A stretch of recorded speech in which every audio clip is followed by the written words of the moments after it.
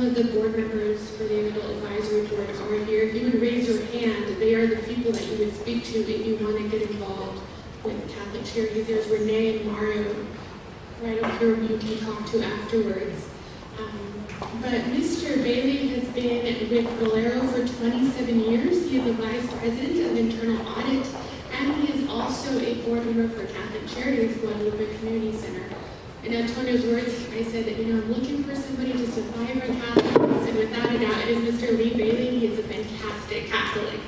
And as soon as I emailed him, he did respond, and it was so great to meet you. You were such a humble person and such a loving person, and you taught us so much in just the simplicity of your faith that I think leads our hearts towards God a lot more. So without further ado, I would like to present to you Mr. Lee Bailey.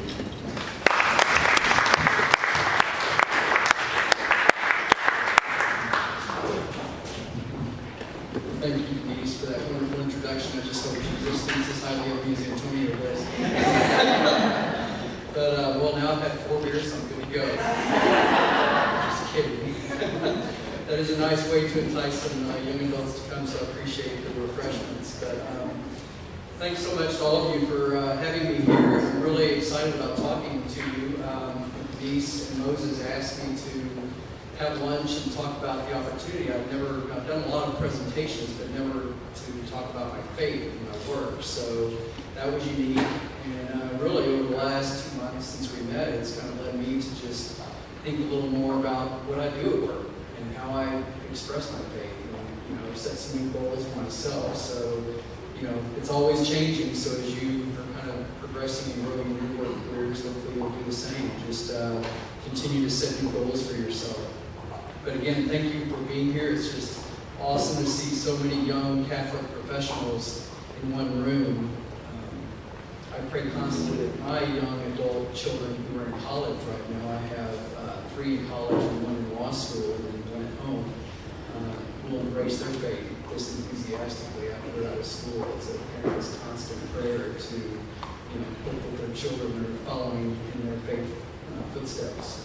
But I'll just start. I was asked to talk a little bit about my background and then a little bit about how I express my faith in my work and what I do. So I'll try to cover all of that. And of course, if there's any questions, I've gone through this a couple times, and I think I got it just under 20 minutes, which I hope will be appropriate. But as Denise said, I've been at Valero for 27 years. In my current role, I'm VP of Internal Audit and Sarbanes Oxley Compliance. I have about 50 total staff, mostly in San Antonio, but have a couple small audit groups in both London and Montreal that I manage. Prior to my role in internal audit, I was Vice President of Investor Relations at Valero. And in that role, I was basically the liaison with Wall Street, or my small department was the liaison with Wall Street analysts, money managers, people that had questions about the company.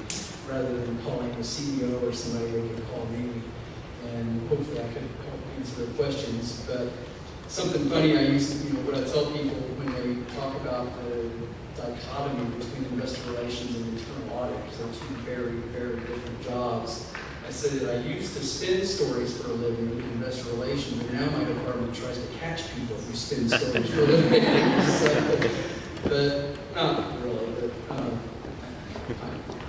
But seriously, I did, I was responsible in investor relations for crafting the Valero story in a way that Wall Street could understand the company. Valero, in some ways, is a complex company with, lots of different, refining and commercial and selling and buying premium products. So there was a lot to learn to communicate, but, I am proud that I always told the truth on whatever the story was.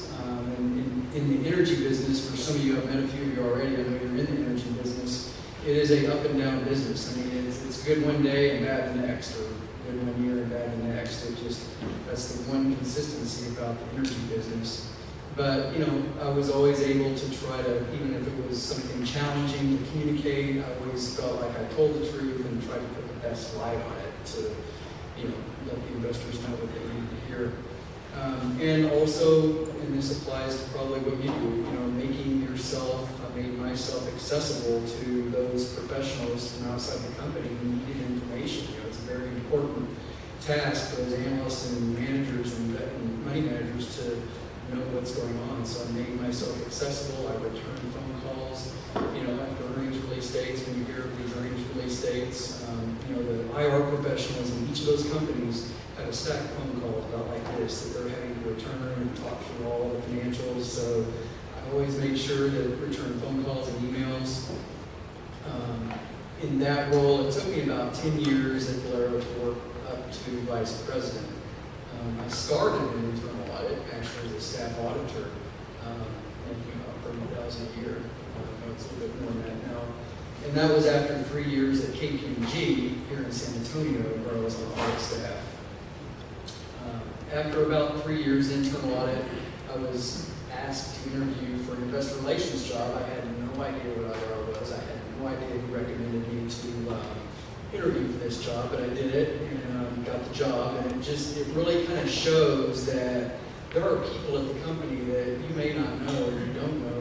They're kind of keeping an eye on you, learning about how you communicate, how you carry yourself, just how you perform, basically. So I learned a lot through that process, that there's people kind of checking you out at all times. Actually, Valero was my second career. I started out of high school with an associate's degree, a 2-year degree in drafting and design, another, you know, completely different angle on professional life. I was a draftsman before there was such a thing as computer-aided drafting. It was all by hand. So I did that in Dallas for about 3 years with a structural engineering firm doing high-rise buildings, which sounds neat, but you know, there was a big depression in the mid-'80s in Texas when oil got down to $12 a barrel, and I decided it's time to go back to school. You know, people getting laid off left and right, so I went back and got an accounting degree, and you know, so here I am 27 or 30 something years later. But long story short, you know, just don't be afraid to make changes in your career or in what you're doing. If you're, you know, not satisfied and you see other opportunities, you know, take them. You know, think about other things that you might be able to do.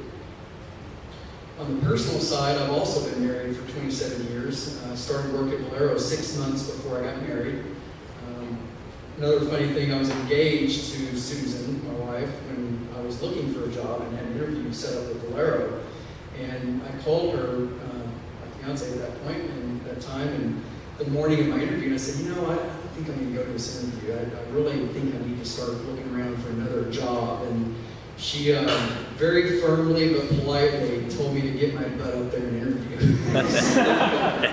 So guys, if you're not married yet, find yourself a good, strong woman to help keep you on the right path. It's, you know, kind of the short of that. But you know, here I am again. It worked out well 27 years later. I was not very religious in college. I was not a Catholic in college. I was raised Methodist, not actually an infrequent church attender. I met Susan when I worked at KPMG at a CPA passing party. Sounds really exciting, right?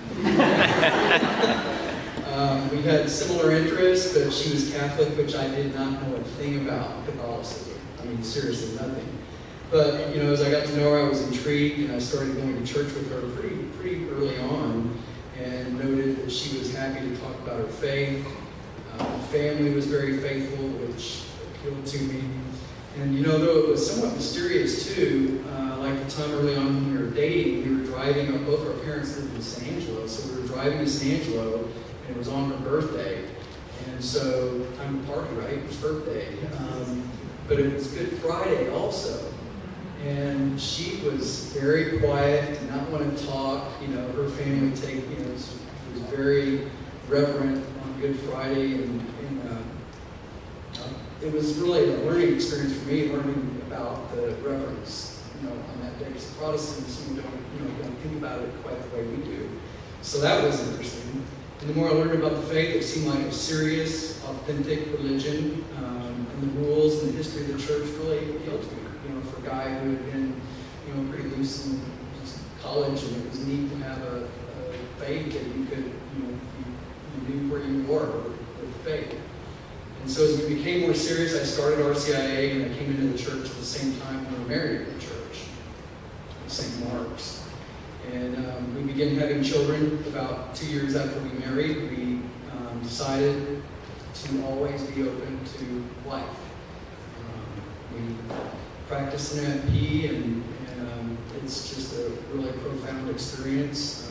We had 4 kids in 6 years, and then we waited 7 years and had another girl. So we had a girl, 3 boys, and 7 years later another girl. And my wife, Susan, was in her 40s, but she was thrilled. More pink, yay. People sometimes say, you know, oh, that was your little surprise, as if we had an accident. And I say, no, definitely not. We were open to life. So that's, you know, been a great, it's been just wonderful to have a child that much later than our others that have older siblings. So now, fast forward, we have 4 kids in college, and 1 who's graduating from law school in May. And we have a 6th grader at home. So that's a little bit interesting now, almost empty nest, and we're going to have one for 7 years. So, but it's really great. We attend Catholic Church in New Braunfels, St. Peter and Paul, where we've lived for our entire married life. We've been fortunate enough to send all of our children to Catholic schools, which we're very proud of. JP2 for my 3 boys, and Incarnate Word for my oldest, and my youngest is being homeschooled. And we pray constantly, every day, for our kids to remain faithful to the church and to find good Catholic mates, which is very difficult in today's culture. So we're constantly trying to guide our children, our adult children, in faith. As far as working in witness for Christ, just some random thoughts. These are going to kind of be all over the place, but I'll be the first to admit I'm not a super smart guy as far as IQ is concerned. I have a pretty good intuition about situations. More importantly, I've always had a very strong work ethic.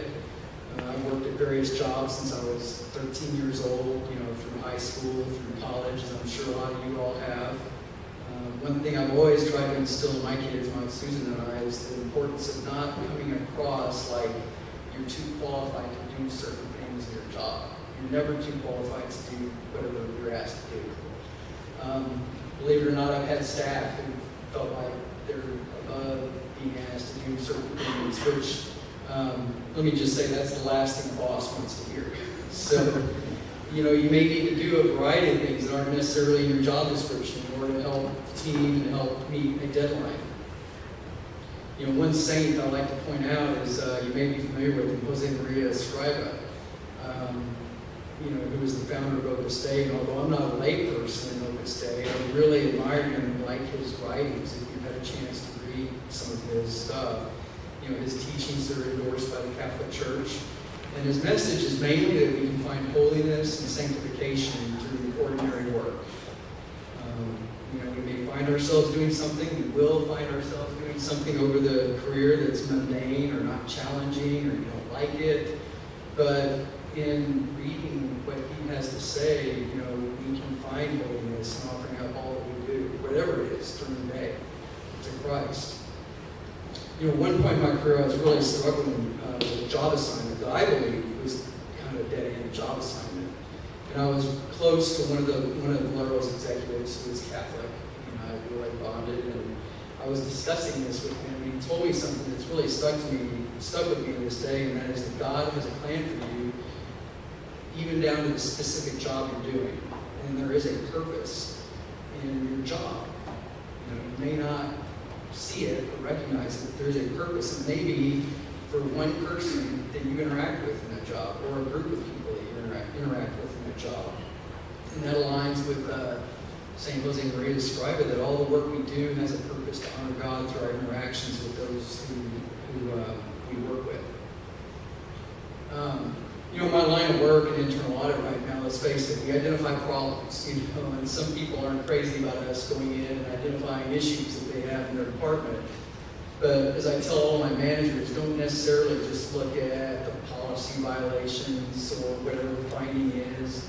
You know, truly try to work with them and gain an understanding of why there was an issue. Perhaps they had a good reason they were doing something the way they were doing it. You know, in all situations, work with, and this goes beyond audit, work with your colleagues to determine, you know, workable solutions to issues you find during your job. If you're going to come across problems, but don't be the first person to always bring a problem to your boss until you consider a way to remediate the issue. I may be speaking to the choir. I'm sure a lot of you do this anyway, but your boss is most likely a very busy person, and help them out by coming up with solutions to issues as opposed to just bringing issues. That's what I like to try to do. Some other ways I try to bring Christ into the workplace is I've been an active board member, Denise alluded to that, for many, many years in several nonprofit organizations in town. I was on the board years ago for Camp. I don't know if any of you are familiar with that. It's an organization for disabled children, David Camp up in Kerrville. I was on the board of Big Brothers Big Sisters. But over the last several years, I've kind of geared my board service to more Catholic organizations. I spent 9 years on the board of Daughters of Charity, finishing my role there as a board president. And then I've been on the board of Catholic Charities now for 4 years. And within Catholic Charities, there's a sub-organization called Guadalupe Community Center. And I've been board chair for that organization for 2 years. And through board service, I've been able to get, on Valero to help out financially with all of these organizations, which is great, but I've also been able to recruit many employees to help out with back-to-school drives, fund drives, Christmas gift boxes for seniors, all types of service projects. So in a way, whether the employees are Catholic or not, they're getting to understand and see the need in San Antonio. And the need is great. Some of you probably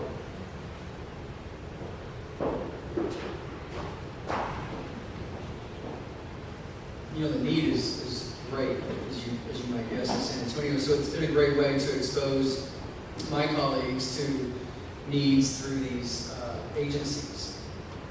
And some of you may not yet be in a position to serve on a board, but there's a myriad of volunteer opportunities to help others who are less fortunate. I mean, more than can even be handled with the volunteers. You can recruit colleagues, which I try to do often to help out with those things. And there's all kinds of other opportunities to exhibit faith in the office. And again, I know I'm speaking to the choir here, a room full of young Catholic professionals, but just certain things I like to do, might strike a note with you, is attending Holy Day services. And trying to do it at work, at lunch, and trying to get people that are Catholic that I know of to go with to service. Because sometimes a lot of us are busy and don't think about, what's a holy day, we need to go to church at lunch. One small thing I do is, when Ash Wednesday comes around, I like to go to Mass first thing in the morning and, have ashes on my forehead throughout the day at work. That doesn't sound like a big deal, but I can tell, and you may too, when you see somebody and they kind of look at you like, what is it? At 7:30 in the morning. At first I was a little bit uncomfortable doing this because on some days I had a board meeting, with our board of Valero.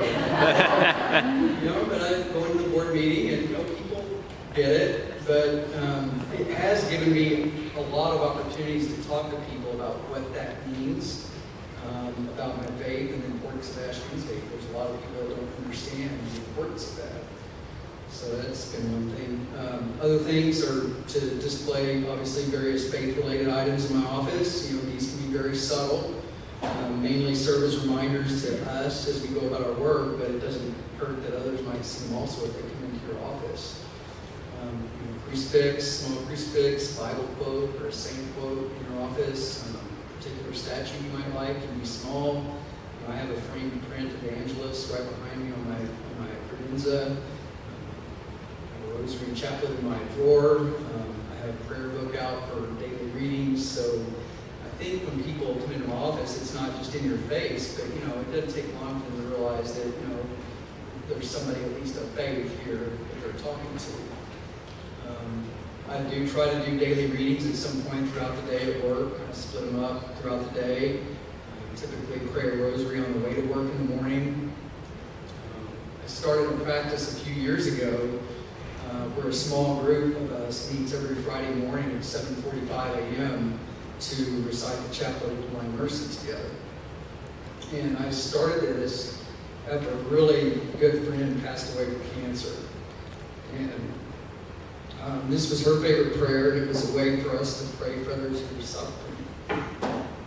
And, you know, we always go around the table and we ask for people to offer up others who are suffering and dying. And so it's been really powerful. And this may be very basic, but, you know, being a good person at work, you know, it's hard to do sometimes, just to be a good person. You develop good relationships with people. Try to avoid gossip. I mean, it's so easy to gossip at work. You know, people are around talking about stuff.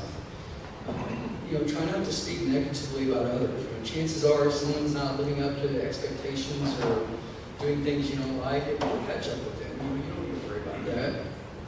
You know, try to build people up. You know, noting, you know, letting them know what their strengths are. You know, one thing I try to do as a manager is get around to talk to people at their desk about things that don't have anything to do with work. You know, but talk to them about what they did over Christmas, New Year's. You'd be amazed if you really try to go around and do that. You learn a lot about people. And, you know, I don't know how many of you have had suicide affect your lives, but I bet it's more people in this room than you might think who've had it impact their lives in some way. You might think I'm going really deep now, but all I want to really say is that, you know, people are people. They get depressed, you know, things going on, and, you know, we have a responsibility to our coworkers to lift them up, and at least talk to them enough to know how they're doing or what they're doing. You know, I've heard some formerly suicidal people say that just having one person reach out to them and show interest in them was all it took to keep them from carrying through with their plan. So we've had that here at Valero impact us big time in the last 2 months with some things, but it's just a small point. You know, another thing is to stay informed. You know, read books, periodicals, newspapers, watch TED Talks, watch the news. There's so many ways to stay connected in this day and age, and you can do most of it, you know, with your phone. And I mean in all facets of your life. Obviously, with your job and your company, you know, keep up with everything about your company that you're hearing about, regulations, news, etc. Establish a good network of informed employees who, you know, through that, those networking relationships, you're able to understand just what's going on around the company. You know, try not to have blinders on, you know, with your own particular job, because through those interactions, you learn all kinds of things about other opportunities within the company, etc. With your faith, you know, one of the best publications I like to read is the National Catholic Register. It's very well written, twice a month publication. It's very inexpensive. You can get it online. Also, reading some apologetics. There's some easy to read apologetics that, you know, so when opportunities arise, and they will arise time to time, to discuss your faith in the Catholic Church, you'll be prepared and be confident in what you're saying, and not be saying, oh, what was that, you know, teaching. So staying well informed as well as being informed is what I like to say. Also, just keeping up with the local community, what's going on in San Antonio, what's going on in the state and national levels, sports, you know, politics. You know, it doesn't take an inordinate amount of time daily to just keep up with what's going on, and, you know, it allows you to be able to discuss, you know, all these things with your colleagues, your bosses, your friends, family, etc. Also, take on any opportunities to speak publicly. It's amazing how many people are deathly afraid of speaking publicly. You know, one thing I always try to tell people is, you know, come up with what you're going to say and practice it. And if you practice it, I practiced this several times before I came here tonight, it'll make it a lot better. So it will help set you apart from the crowd. If you can get up and talk to people comfortably to discuss a project or something you're working on or any other topic in front of a group of your peers, will help you tremendously. And, you know, one thing I've done for quite some time is that if I'm going into a stressful situation, a meeting, public speaking opportunity, I try to picture the Divine Mercy image in my mind and just repeat, Jesus, I trust in you several times as I'm going into that situation. And always, I can't tell you, it always gives me peace and confidence in what I'm about to do. So that's very helpful. Another important point about, you know, your job is just don't let your job define who you are. don't let it consume your life, especially if you have a family. I know a lot of you probably have young families. You know, you need to always show your family and your spouse and your children that they are the most important things in their life, not your job. And your job's important, but it's not the most important thing.